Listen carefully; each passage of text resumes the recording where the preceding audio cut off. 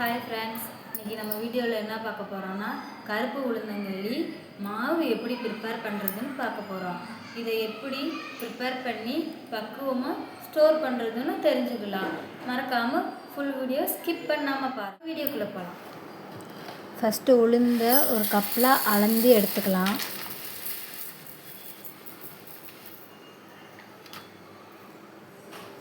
அடுப்பு பற்ற வச்சு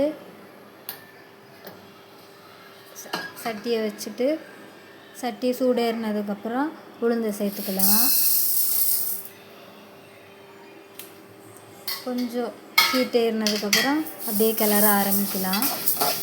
அதுக்கப்புறம் அப்படியே கிளறிக்கிட்டே இருந்தோம்னா கொஞ்சம் கலர் மாறி வரும். அந்த மாதிரி வர்றப்போ நல்ல ஸ்மெல்லு நல்லா இருக்கும். அதை இப்படி நல்லா கலர் சேஞ்ச் ஆகி வரணும்.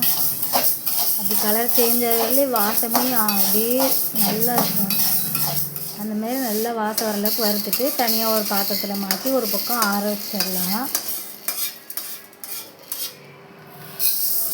அப்புறம் எந்த கப்பில் உளுந்து எடுத்தோமோ அந்த கப்புலேயே அதே அளவுக்கு பச்சரிசி எடுத்துக்கலாம். அதையும் இந்த மாதிரி நல்லா ட்ரை பண்ணி நல்லா வறுக்கணும். இந்த மாதிரி கலர் சேஞ்ச் ஆகி வர்றப்போ எடுத்துக்கலாம். தனியாக ஒரு பாத்திரத்தில் அதையும் ஒரு பக்கம் ஆற வச்சுக்கலாம். ரெண்டுமே நல்லா ஆறினதுக்கப்புறம் ஒரு மிக்ஸி ஜாரில் மாற்றி நல்லா ஒன்றா சேர்த்துக்கலாம். தேவையான அளவு உப்பு போட்டுக்கலாம். மிக்ஸியில் போட்டு நல்லா ஃபைன் பேஸ்ட்டாக அரைச்சிக்கலாம். நல்லா இந்த மாதிரி ஸ்மூத்தாக அரைச்சி எடுத்துக்கலாம்.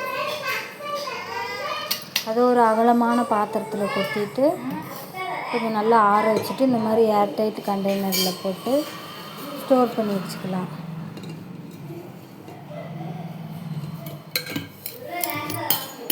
எப்படி மாவு ரெடி பண்ணுறதுன்னு பார்த்துட்டோம். நெக்ஸ்ட் வீடியோவில் களி எப்படி செய்கிறதுன்னு செஞ்சு காட்டுறேன். நீங்களும் அதே மாதிரி உங்கள் குழந்தைக்கு செஞ்சு கொடுங்க. நம்ம சேனலில் போடுற வீடியோஸ் உங்களுக்கு பிடிச்சிருந்தா சேனலை சப்ஸ்கிரைப் பண்ணி வச்சுக்கோங்க, லைக் பண்ணிக்கோங்க, மறக்காமல் உங்கள் ஃப்ரெண்ட்ஸுக்கு ஷேர் பண்ணிக்கோங்க. நெக்ஸ்ட் வீடியோவில் பார்க்கலாம். பாய்.